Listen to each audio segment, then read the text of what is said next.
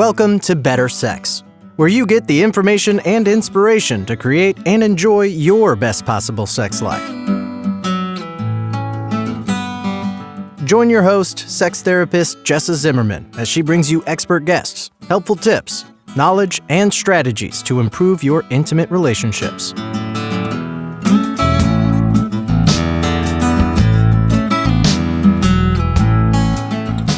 And now, your host, Jessa Zimmerman.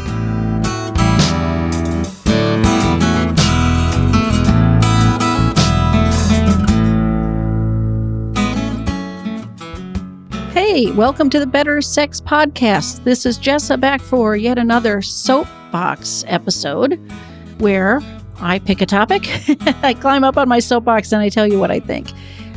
Every week as I put the show together, lots of times I interview other people and sometimes I do these soapbox episodes, but I'm always striving to find something that may be useful. And I know not every show is applicable to every person or every couple, but, I'm trying to get a variety of things to support you in creating the best sex life that you can have.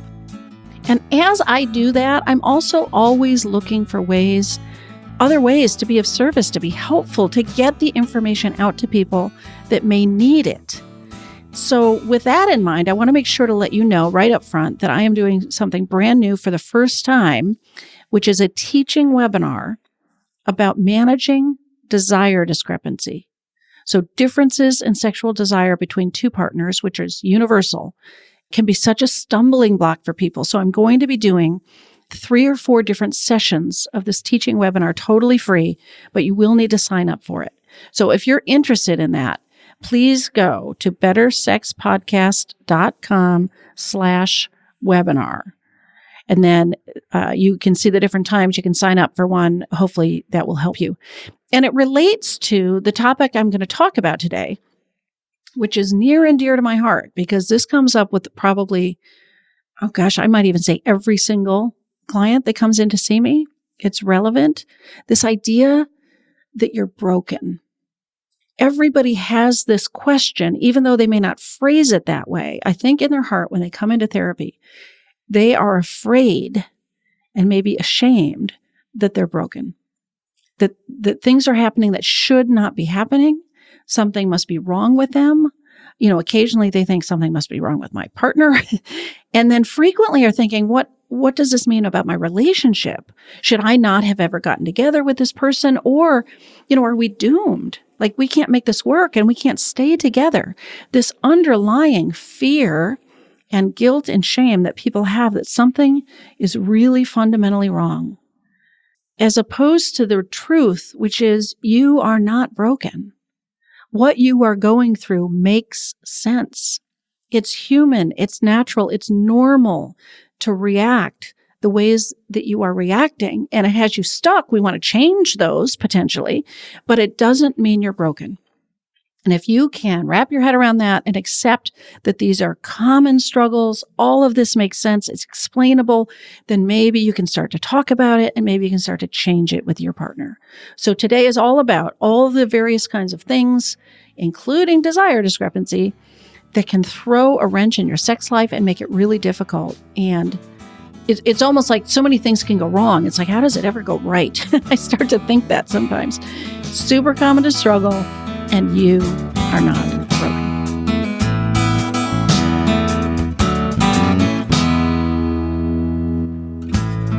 You are not broken. That comes up in almost every therapy session that I have, or at least with every set of clients that I have. I think the most common question I get, even if it's not quite phrased like that, is, am I broken? Maybe, is my partner broken? And often, does this mean our relationship is broken? And the answer, I am very happy to tell you, is no, you are not broken. Just because you guys struggle with sex, just because something is going on, that sex has become difficult or stressful or absent, you're not broken. Whatever's happening makes sense. As you do the exploration, it ends up being like, of course, this is what we're experiencing. No one is broken. People have told me how big an impact it is when they finally embrace that or integrate that thought. Sometimes it's as instantaneous as when I say it, but mostly they have to accept the fact, wow, I'm not broken. People have this profound fear and even shame that can be alleviated if they can understand that what's happening makes sense. Your struggles make sense. Okay. So I'm going to talk today a little bit about all the kinds of things that can be going on that explain why we struggle so much with sex. And we do. So many people struggle.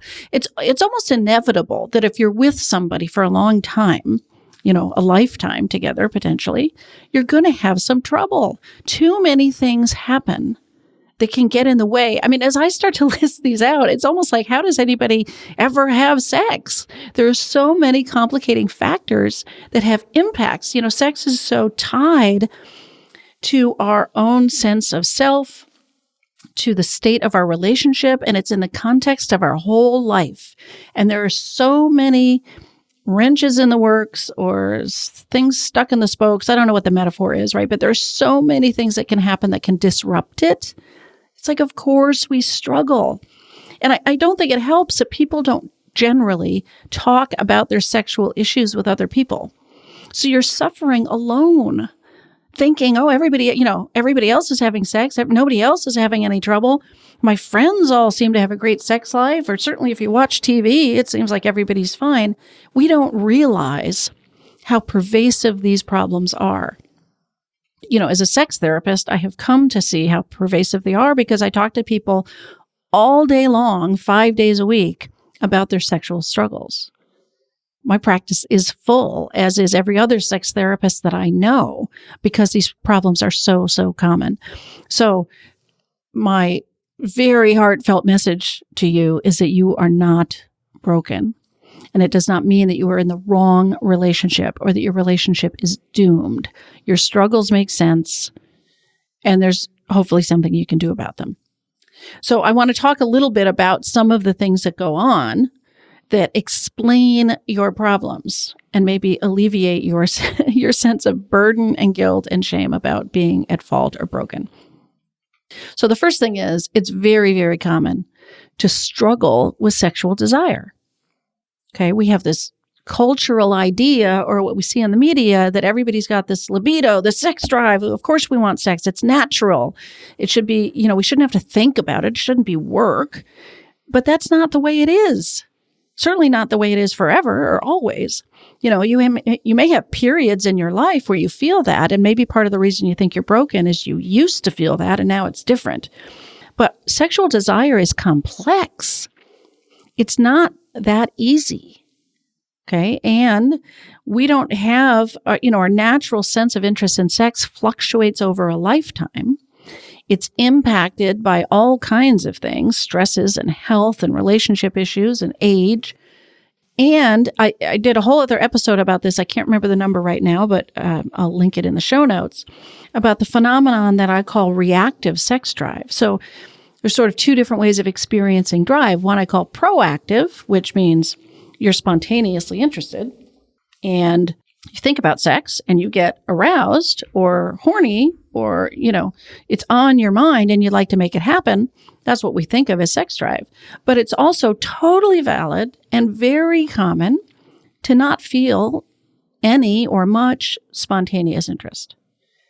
Sex is not on our mind. We're not getting spontaneously horny or aroused. But if we get going, if things are right, if we get the time we need, the stimulation we need, we start to respond, we're getting into it. Now I'd like sex. That's desire that has to be elicited. It has to react to something. You have to start. So a lot of people that believe they struggle with sex drive are just feeling reactive sex drive, and they haven't accommodated that. So nothing is broken with that. That's a perfectly valid way of having sexual desire. So you'll have to listen to the other episode or read. I'll put links, books, things like that about how to navigate that. But fundamentally, nothing is broken. You just have to adapt. Another thing that people start to feel like something must be wrong is when they have what we call desire discrepancy.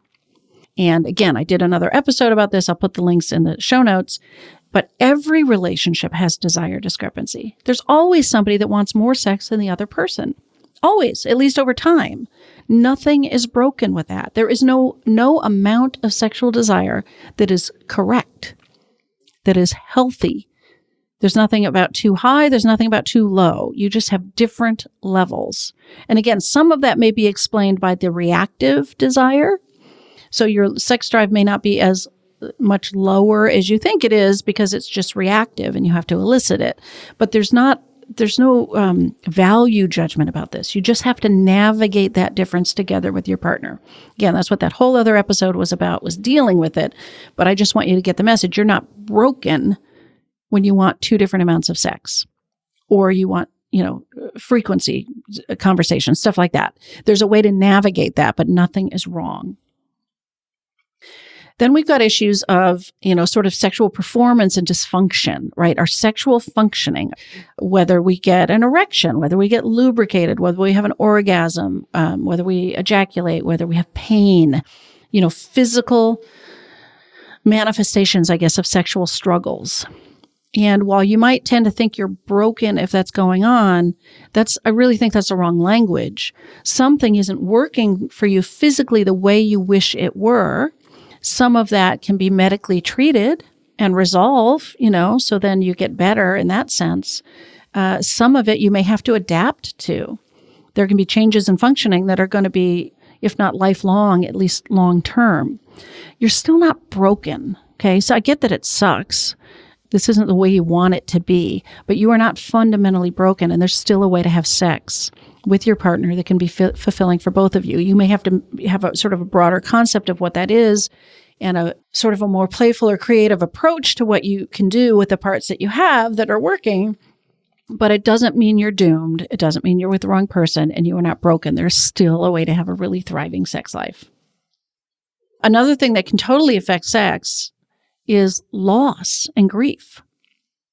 So if you think about it, there's certain things we experience that we're grieving or that are lost, or have changed, that relate very directly to sex. So again, if we've got sexual dysfunction, or if you have struggled to get pregnant or add a baby to your life, a child to your life, whether that's, through procreative sex or some other means, right? Your sexual interactions sort of bring you face to face with the thing that's changed, with the thing that's lost, with the thing that you're grieving. So, of course, that would make it potentially difficult to show up and engage in sex, because when you do that, you're confronting this sense of loss, right?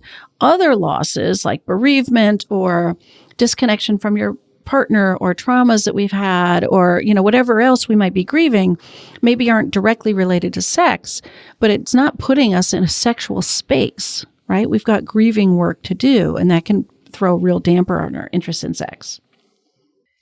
So that makes sense, right? That's just one more factor that makes it difficult to engage sexually. Then you've got relationship issues, because of course you can't take sex out of the context of the rest of your relationship. So given how difficult relationships are and how we have tension and conflict about things, disagreements or power struggles or whatever else you might be experiencing, the role changes that we have over the course of our lifetime together, as we become parents, as we go to work, as we stop working, right? There are so many things that make our relationships strained, where we have to show up and grow, hopefully, or where we get stuck. Like, of course, that affects sex. Why would your sex life be fine if the rest of your relationship isn't rolling along, right? We go through phases where we can just coast and roll and everything's great. But then we go through phases where there are real challenges and we have to communicate and collaborate and grow. And sex, a fall off in your sex life or struggles in your sex life is a symptom of that. And if you think about a lifetime relationship with somebody and how much struggle there can be in that, how much personal work there can be, it's like, of course, your sex life would take a toll. You're not broken. That makes sense.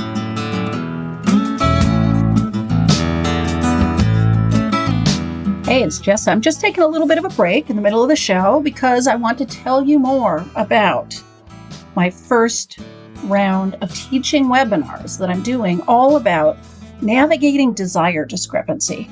So this is almost universal in the clients that I work with. They're struggling with the fact that one of them wants more sex than the other. And of course, the reality is that that is always true, and you don't always have to struggle with it, but it's really, really common.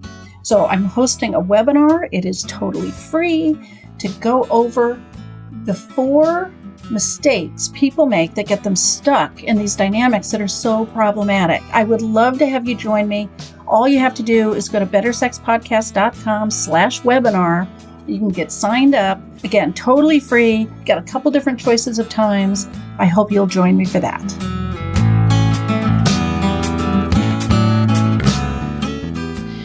And we have things like lack of knowledge and lack of experience. So the state of sex ed in the U.S. is abysmal. I'm sure it's even worse in other parts of the world, right? But we don't get good sex education about consent, about communication, about pleasure, about connection, about this being a positive thing. We learn how not to get pregnant and how not to get sick, right? So we don't generally come in to being a sexual person with much knowledge. And maybe we think we got our knowledge from porn, but that is not sex ed. That's not really even sex. That's entertainment. It's fantasy. It's something different. So we're not going to learn about healthy sexual relationships from pornography. And then if you haven't had a lot of sexual experience, which is one way you can learn about sex, although you can only learn from the experiences that you have, that can, if you don't have experience in advocating for yourself, knowing what you want, knowing what pleases you, knowing how to talk to a partner about that, and then you don't have the education to even know what you don't know, that can have a huge impact on your sex life. You're going to want to get some education about that through some good books, and you're going to want to open up the lines of communication so the two of you can explore and experiment together. But again, this doesn't mean you're broken. This may mean you feel intimidated, but that you can overcome. Another huge obstacle to a thriving, healthy sex life is shame and what I might call sex negativity as opposed to sex positivity, which is believing or having been taught, and you have integrated the idea that sex is somehow dirty or shameful or bad or scary, whatever it is, that this has become not a joyful, empowered topic, but something to be avoided, something to feel bad about, something to be hesitant about. Those belief systems can throw a huge cloud and shadow over our sex life. And again, you are not broken. You have been given these things. This was packed into your baggage, really, from somewhere, right? So you are not broken. You just need to unpack that. Then we've got things like aging. I mean, as we get older, things change. Sexual functioning often changes, not always, but often. It gets more difficult to get aroused, which would be erect for somebody with a penis, lubricated with somebody with a vagina. It can be more difficult to reach an orgasm. It can be difficult to move, as we don't have the same flexibility. We might have joint pain. We've got mobility issues. We've got stamina issues. Other kinds of illnesses or conditions may develop over time that impact our sexual functioning. The stimulation that we need to get aroused and orgasmic goes up, like we're less sensitive to stimulation, so we need more. Like all these kinds of changes can happen. Hormonal changes, of course, happen as we get older and can have a real impact on our sexual functioning. And if we are attached to the idea that normal is what we were when we were 25, and we must be broken now, and it must mean we can't have sex or we don't get this anymore. I mean, all that sort of self-talk we get is not helpful. Aging, of course, happens way better than the alternative, and we have to adapt. Doesn't mean we're broken, doesn't mean we're deprived. We may have to grieve. Here's another thing about loss and grieving, right? We may have to grieve the changes, because anytime we have change, there can be a loss with that. So we may need to make some room to let go of what it used to be and accept the new normal, but nothing is broken. But of course, this throws a wrench in the works. This is one more thing that makes sex, it just doesn't go easily over the course of our lifetime. How about kids? Any of you got children? You know how much what a joy, right? And what an impact they have on our life, and especially on our intimate relationship. We're exhausted. You've got an infant, you've got a toddler, you've got a preschooler, then they're in school, then they're in high school, maybe getting in trouble, or, whatever's happening over the course of our life as parents takes a huge toll on our mental bandwidth, on our physical energy, on our time, and on our privacy. And somewhere I had a citation for an article where they showed that marital happiness declines when we have children and really doesn't go up until they leave. I mean, that's a long time that we have to adapt and learn to prioritize each other and carve out some time to invest in our intimate connection. And that, we're talking 18 plus years here, right? Of course, we struggle with sex over this period. There are so many changes in the way we need to interact in our relationship around that. Also, in addition to just sort of the time, energy, privacy parts that get limited. So, of course, it's a struggle. This is a really big time that people end up in therapy trying to make this better. Good for you if you do that, too. How about illness, disability, surgeries, medical issues that happen in the course of our lifetime? Of course, those have an impact. Sometimes directly on our sexual functioning or our sexual parts, sometimes just a broader sense of our health and well-being. But as we face some of these things, it changes our level of desire. It changes the way we relate to our bodies. And even if some of our medical stuff has been chosen, and it's not just the result of injury or some scary illness, there's still an adjustment to make to the new body that we have. So all the kinds of medical experiences and conditions that we might face over a lifetime, of course, impact our sex life. Lots of people have body image issues, right? We are not raised in a culture that is body positive, that is supportive of people of all kinds of sizes and shapes. So the messages that we get, and this is everybody, although I would say probably more for people that identify as women, but really for everybody, there's a lot of pressure on how we look and how we feel about ourselves that directly impacts our ability to feel comfortable being sexual with someone. It's one thing when we can be dressed out in public and we still struggle, but to take our clothes off and interact with somebody, it's a huge thing if you don't feel good about who you are in your skin. Because if you're really going to have a thriving sex life, of course, you've got to let go and relax and not be self-conscious. You can't, somebody I interviewed said you can't have an orgasm if you're holding in your stomach. So body image issues are so prevalent and make such a big impact on our ability to enjoy sex. The last thing I'll just identify is trauma. Trauma is so, I guess I'll say common, pervasive. We've got trauma of all kinds, from car accidents to wars, service in the military or something. But then sexual trauma is way too common. Whether it was childhood sexual abuse or something happened, or a rape or assault as an adult, or, the gamut of things that people experience have lasting impact. And some of it, again, is directly related to sex, if it's been sexual trauma or abuse. And others of it just sort of hangs this shadow of, maybe PTSD, but not even clinical, just sort of this impact of us having trauma responses to things. All of this makes interacting sexually a challenge, potentially, something to really work through. So I've gone through, a list of like 10, 12 different things here that are common, that happen to almost everybody over time, that seriously impact our sex life. Of course, doesn't it make sense? Like if any of this is going, and I'm sure this is not even a complete list, there's more things I could come up with. Of course, these things affect our sex life. Of course, you're struggling. It makes sense. Why wouldn't you be struggling? And then when you're dealing with two of you that have had these different things going on and different reactions to them, and then the dynamic you get caught in as there's a struggle, it makes sense. You're struggling for reasons that make sense, and you can take those apart. You can identify those. You can create some grace around this. You can forgive some of it. You can talk and share about the impacts of this and how you wish it were different. And most importantly, you can get on the same page together in trying to solve it and trying to work together to create a sex life that really works for both of you, that accommodates whatever you've had to adjust to, right?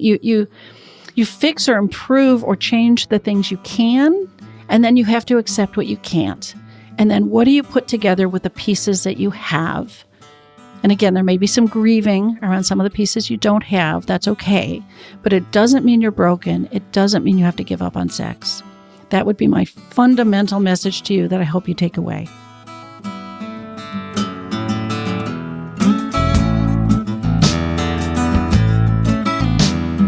You've been listening to Better Sex. Please visit our website, bettersexpodcast.com, for show notes and additional episodes.